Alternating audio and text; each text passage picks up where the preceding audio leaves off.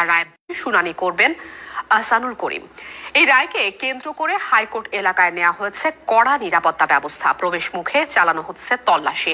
Supreme কোর্টের আইনজীবী এবং সংশ্লিষ্ট কর্মকর্তা কর্মচারীদের প্রবেশে কারফিউ পাস লাগছে না, তবে পরিচয়পত্র দেখিয়ে উচ্চ আদালতে প্রবেশ করতে হচ্ছে।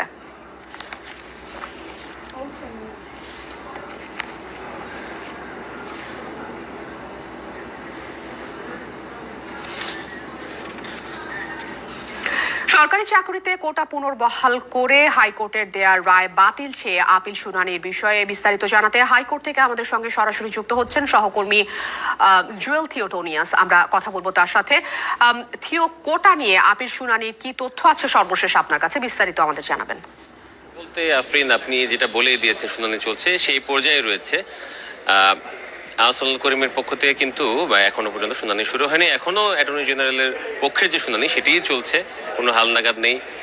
আপনি যখন সংবাদ প্রচার করছিলেন বা বলছিলেন তখনও কিন্তু আমি আমার সেলফোনটা আমি চেক করছিলাম যে আমাদের সহকর্মী নাবিল জাহাঙ্গীর যিনি এজলাসের ভেতরে রয়েছেন তিনি কোনো টেস্ট করেছেন কিনা। না, এখনো কোনো টেস্ট করেননি। সুতরাং এই পর্যন্ত শুনানির ক্ষেত্রে কোনো হালনাগাদ নেই। তবে 1 ঘন্টা আগেও যে পরিস্থিতি ছিল এই আদালত প্রাঙ্গণে একটু পরিবর্তন হয়েছে। একটু পরিবর্তন বলতে অনেক আগ্রহী আইনজীবীও এসেছেন। এমনও হতে পারে যে যে বিশেষ ব্যবস্থায় যে কয়টি মামলা চলছে আদালতে সেই সংশ্লিষ্ট আইনজীবীরাও থাকতে পারেন। তবে 1 ঘন্টা আগের যে চিত্র ছিল তারপরে আসলে আইনজীবীদের আনাগোনা বা উপস্থিতি কিছুটা বেড়েছে, যদিও মানে সাধারণ পর্যায়ে কিন্তু আদালত বন্ধ আছে, যেহেতু ছুটি আছে, তাছাড়া কারফিউ চলছে। কিন্তু বিশেষ ব্যবস্থায় সবকিছু মিলে যেহেতু টানতে হয়েছে, আগিয়ে নিয়ে আসা হয়েছে, সেই ক্ষেত্রে কিন্তু এই শুনানি চলছে। শুনানি দুই পক্ষের শুনানি শেষে নিশ্চয়ই প্রধান বিচারপতির নেতৃত্বে যে আপিল বেঞ্চ আছে সেই বেঞ্চটি আদেশ দেবেন। আর অন্যদিকে কিন্তু যে কারফিউ চলছে, আইন শৃঙ্খলা বাহিনী এবং একই সঙ্গে সেনাবাহিনী যে রাস্তার বিভিন্ন মোড়ে মোড়ে, সেনাবাহিনী যদিও একেবারে সার্বিকভাবে সবখানে নেই, বিশেষ বিশেষ গুরুত্বপূর্ণ জায়গাগুলোতে তারা অবস্থান করছেন। আর বাদ বাকি আইন শৃঙ্খলা বাহিনীর অন্যান্য সদস্য যারা আছেন বা অন্যান্য বাহিনী আছেন তারা কিন্তু নিরাপত্তার বিষয়টি দেখছেন। এদিকে সাধারণ ছুটিও চলছে। সুতরাং শর্ত সাপেক্ষে যারা জরুরি সেবার সাথে যুক্ত, সেই জরুরি সেবার সাথে যুক্ত ছাড়া অন্যরা কিন্তু বের হচ্ছেন না। তবে বিভিন্ন এলাকায় কিন্তু আমরা দেখেছি যে অলিগলিতে উৎসুক জনতা, যারা এর আগেও একাধিকবার কারফিউ প্রত্যক্ষ করেছেন, কারো ক্ষেত্রে কারো জীবনে কারফিউ প্রথম, তারাও কিন্তু আগ্রহ ভরে এদিক ওদিক উকি ঝুঁকি মারছেন। তো সব মিলে আদালতের বাইরে যে অবস্থা, আদালতের ভেতরে যে অবস্থা, এই মিলে আসলে আপনার মাধ্যমে দর্শককে জানিয়ে দিলাম। আফরিন, আপনার যদি কোনো প্রশ্ন থাকে আপনি আমাকে করতে পারেন, তাহলে আমি সেইভাবে উত্তর দেব। থিওটোনিয়াস, আপনাকে অসংখ্য ধন্যবাদ। পরবর্তীতে আপনার মাধ্যমে আবারও আমরা বিস্তারিত তথ্য জানব। প্রতিদিনের রান্নার সামগ্রী সংরক্ষণে আমার ভরসা ফ্রেস্কো কন্টেইনার। সাধারণ কন্টেইনার নয়, 100% ফুড গ্রেড আরএফএল এর Fresko container. Food grade container Fresko. কারফিউয়ের দ্বিতীয় দিনে সকাল থেকে সারা দেশে পরিস্থিতি শান্ত রয়েছে। সকাল থেকে রাজধানীর বিভিন্ন রাস্তায় মোড়ে মোড়ে সশস্ত্র বাহিনীর চেকপোস্টে জিজ্ঞাসাবাদ করা হচ্ছে। কারফিউ সকাল 10টা থেকে বাড়িয়ে বেলা 3টা পর্যন্ত করা হয়েছে। 2 ঘন্টা শিথিলের পর বিকেল 5টা থেকে কারফিউ অনির্দিষ্টকাল পর্যন্ত চলবে।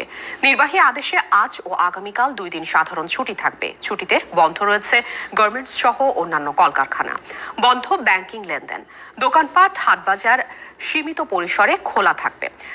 তাতে স্থবির জনজীবন।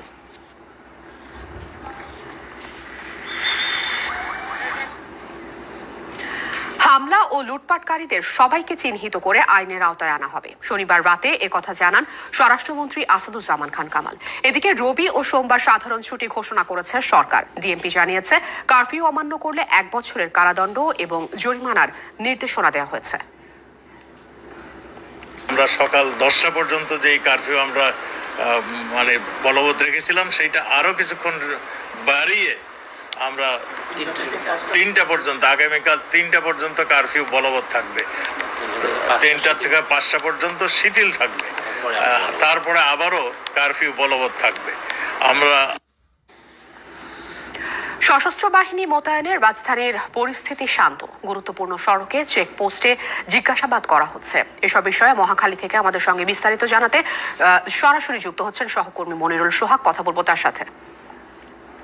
দর্শক, আমরা দ্বিতীয় দিনের কারফিউ এবং আইন শৃঙ্খলা পরিস্থিতি নিয়ে যুক্ত হয়েছি আপনাদের সাথে, এবং এই মুহূর্তে রাজধানীর মহাখালী রেলগেট এলাকার চিত্র আপনারা দেখছেন। এই রেলগেট এলাকাটি আসলে কারফিউ জারি হওয়ার আগ পর্যন্ত একটি ভয়ঙ্কর পরিস্থিতি ছিল এখানে, এবং টানা 2 দিন কিন্তু এখানে নাশকতা এবং নৈরাজ্য চলেছে, এবং যখন কারফিউ জারি হয় তারপর থেকেই কিন্তু পরিস্থিতি স্বাভাবিক হওয়া শুরু করে, এবং এই রেলগেট এলাকায় কিন্তু যে তাণ্ডব চলেছে, রেল লাইন বন্ধ করে দেওয়া হয়েছে সারা দেশের সাথে ঢাকার, এবং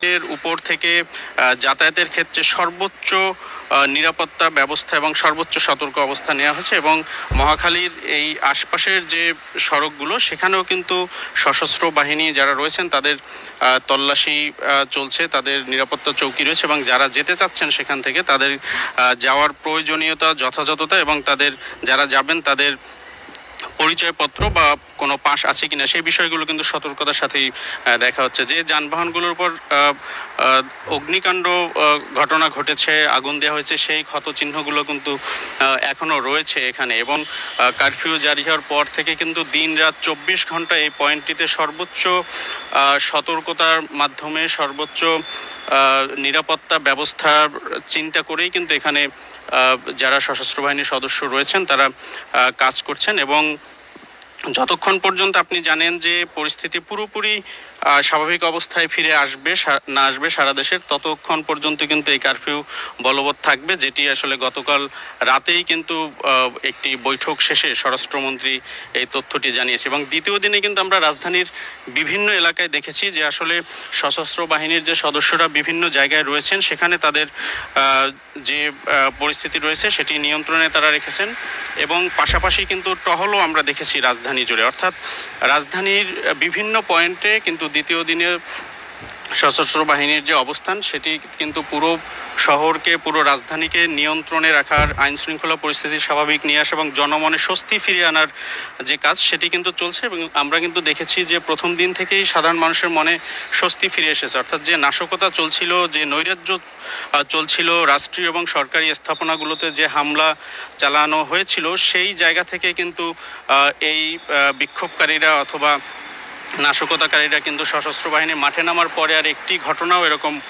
তারা ঘটাতে পারেনি। তো সব মিলিয়ে আসলে রাজধানীবাসী তাদের স্বস্তির কথা জানিয়েছেন, তবে এর মধ্যেও কেউ কেউ এই কারফিউ কেমন হচ্ছে সেটি দেখার জন্য বাইরে আসতে চান। তাদের জন্য বার্তা হচ্ছে যে নির্দেশনা রয়েছে, অর্থাৎ কোনো ধরনের নাশকতার কেউ চেষ্টা করলে, সেরকম মনে হলে সশস্ত্র বাহিনীর সদস্যরা কিন্তু সরাসরি গুলি করবেন বা করতে পারবেন, এরকম নির্দেশনা এবং বিধান কিন্তু রয়েছে। সুতরাং যারা বাইরে আসতে চাচ্ছেন এই কারফিউ দেখার জন্য তারাও কিন্তু যে কোনো সময় ঝুঁকিতে পড়তে পারেন, অর্থাৎ তাদের আশপাশে যদি কোনো ধরনের নাশকতাকারী কেউ থাকেন অথবা দুর্বৃত্তরা থাকেন, তারা যদি কোনো ধরনের পরিস্থিতি তৈরি করতে চান সেক্ষেত্রে কিন্তু তাদের জীবন ঝুঁকির মধ্যে পড়বে। তো সব মিলিয়ে তাদেরকে আহ্বান জানানো হয়েছে যাতে সবাই ঘরের ভেতরে থাকেন জরুরি প্রয়োজন ছাড়া, এবং যাদের কেবলমাত্র বাইরে আসার নিয়ম রয়েছে তারা ছাড়া যাতে কেউ বাইরে না আসে। এবং আমরা কিন্তু রাজধানীর বিভিন্ন এলাকা ঘুরেছি, সেখানে দেখেছি যে যারা জরুরি প্রয়োজনে যাদের বাইরে আসার কথা রয়েছে শুধু তারাই কিন্তু বাইরে আসছেন, এবং যে পরিষেবাগুলো এই আওতার মুক্ত থাকবে সেগুলোকে কিন্তু যথাযথভাবে নির্ধারিত গন্তব্যে পৌঁছানোর জন্য সশস্ত্র বাহিনীর সদস্য যারা রয়েছেন তারা কিন্তু সেই নির্দেশনাও দিচ্ছেন এবং সহযোগিতাও করছেন। তো এই ছিল কারফিউ এবং আইন শৃঙ্খলা পরিস্থিতির রাজধানীর দ্বিতীয় দিনের চিত্র। মনিরুল সোহাগকে ধন্যবাদ। কারফিউ, নিরাপত্তা, তল্লাশি ও সার্বিক পরিস্থিতি নিয়ে বিস্তারিত জানাতে রাজশাহী থেকে আমাদের সঙ্গে সরাসরি যুক্ত হচ্ছেন সহকর্মী সৌরভ হাবিব। কথা বলবো তার সাথে।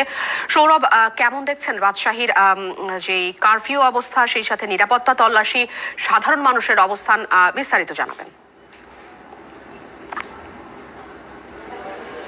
আফরিন, আপনাকে জানিয়ে রাখছি গতকাল রাত 10:30টার সময় কিন্তু রাজশাহীতে বিজিবি সেনাবাহিনী মোতায়েন করা হয়েছে, এবং এই 5 প্লাটুন সেনাবাহিনী রয়েছে, এবং গতকাল রাত থেকে কিন্তু 5 প্লাটুন সেনাবাহিনী কিন্তু রাজশাহীর শহরটা টহল দিয়েছে। একই সঙ্গে বিজিবি রয়েছে, র্যাব, পুলিশ রয়েছে, প্রতিটি মোড়ে মোড়ে তল্লাশি হচ্ছে এবং কঠোর একটা নিরাপত্তা ব্যবস্থা আমরা দেখতে পাচ্ছি। যদিও গতকালকে আমরা কোনো দুর্বৃত্তকে রাজপথে দেখিনি এবং কোনো ধরনের নৈরাজ্যের নাশকতার ঘটনা কিন্তু আমরা ঘটতে দেখিনি। তো এই অবস্থায় গতকাল শান্তিপূর্ণভাবে গেছে। আজকে সকাল থেকে এখন পর্যন্ত কোনো রকম নাশকতা নৈরাজ্যের ঘটনা আমরা দেখতে পাইনি। আমরা এখানে যারা নাগরিকরা আছেন একটু কথা বলবো তাদের সঙ্গে। একটু বলবেন যে এই যে কারফিউ দেওয়া হচ্ছে এতে আপনাদের কোনো ভোগান্তি হচ্ছে না কিনা, এই কারফিউটা দরকার ছিল কিনা এই অবস্থায় যেহেতু অনেক নাশকতার ঘটনা ঘটছিল? না, ভোগান্তি তো একটু হবে, ওটা মেনে নিতে হবে। এবং যে ধরনের নাশকতা হয়েছে, যে ধরনের ক্ষয়ক্ষতি হয়েছে জানমালের, এবং আরও নিরাপত্তার জন্য আরও কার্ফিউ কিছুদিন বাড়ানো দরকার। কিছু কিছু করে সিভিল দিয়ে কিছু গ্যাপ করে করে কার্ফিউকে আরও কিছুদিন রাখতে হবে। কারা করছে এই নাশকতা? নাশকতা এখন কারা করছে সরকারকে খুঁজে বের করতে হবে। কার উপরে কে বন্দুকে রেখে স্বীকার করছে এটা যে সরকারকে খুঁজে বের করতে হবে। হ্যাঁ, এর পিছনে যে বিএমপি, জামাত, শিবির, হেফাজত যে নাই, এটাকে ভালো করে তদন্ত করে খুঁজে বের করতে হবে। মানে ছাত্ররা এটা করার কথা না। কেমন নিরাপত্তা ব্যবস্থা আছে মনে করেন নাগরিক? না, এখন নাগরিকের ভালো নিরাপত্তা হচ্ছে সেনাবাহিনী নামাতে, কার্ফিউ দেওয়াতে। না তো যে ধরনের জানমাল ক্ষতি হচ্ছিল সেটা তো ব্যাপক হচ্ছিল, ধ্বংসগত। ঢাকা ছাড়িয়েও বাইরেও চলে গেছিল। যেমন নরসিংদীতে জেল ভেঙে লোক পালিয়ে গেছে, এগুলো কারা করেছে? এটা ছাত্রদের করার কথা না, এগুলো জামাত শিবিরদেরই কাজ। ধন্যবাদ আপনাকে। আপনি শুনছিলেন। আরো জানিয়ে রাখছি আপনাকে যে রাজশাহীর প্রতিটি মোড়ে মোড়েই কিন্তু আইন শৃঙ্খলা বাহিনী রয়েছে এবং তারা কিন্তু যথারীতি এই যে সবকিছু দেখভাল করছে এবং তারা কিন্তু এই মুহূর্তে আমরা আছি আলুপট্টিতে। এখানে কিন্তু আইন শৃঙ্খলা বাহিনী তারা কিন্তু যে নিয়োজিত আছে, যারা পথচারী ভিড় করছেন এলাকায়, যারা তারা কিন্তু তাদের কিন্তু সরিয়ে দেওয়া হচ্ছে এবং দেখতেই পাচ্ছেন তারা কিন্তু একটু অ্যাক্টিভিটি চালাচ্ছেন এবং এভাবেই কিন্তু প্রতিটি মোড় গুলো ফাঁকা করে দেওয়া হচ্ছে। পাশাপাশি রাস্তাঘাটে কিন্তু লোকজন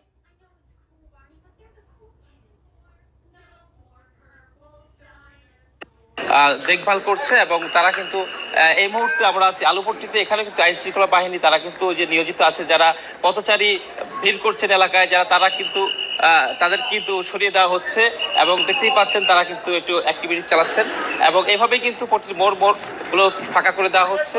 পাশাপাশি রাস্তাঘাটে কিন্তু লোকজন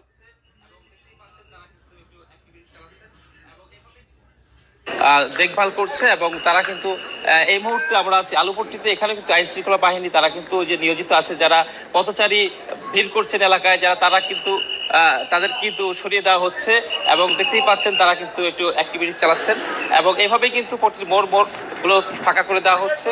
পাশাপাশি রাস্তাঘাটে কিন্তু লোক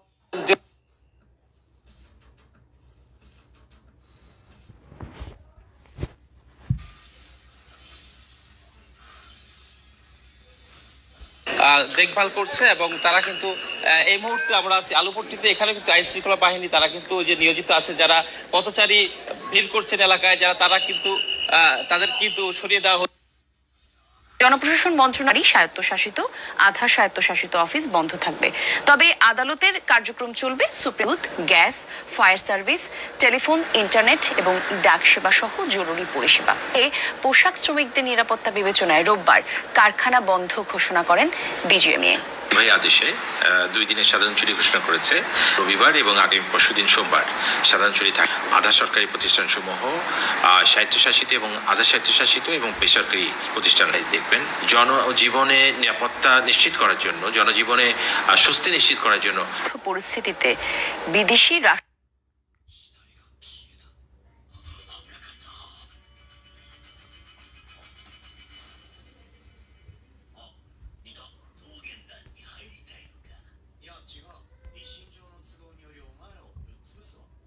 হাই কমিশনার, জাতিসংঘ সহ আন্তর্জাতিক বিভিন্ন সংস্কৃতি সম্পর্কে সরকারের অবস্থান তাদের কাছে তুলে ধরবেন পররাষ্ট্রমন্ত্রী ডক্টর হাসান মাহমুদ। এর আগে চলে বন্ধু রাষ্ট্র এবং উন্নয়ন সহ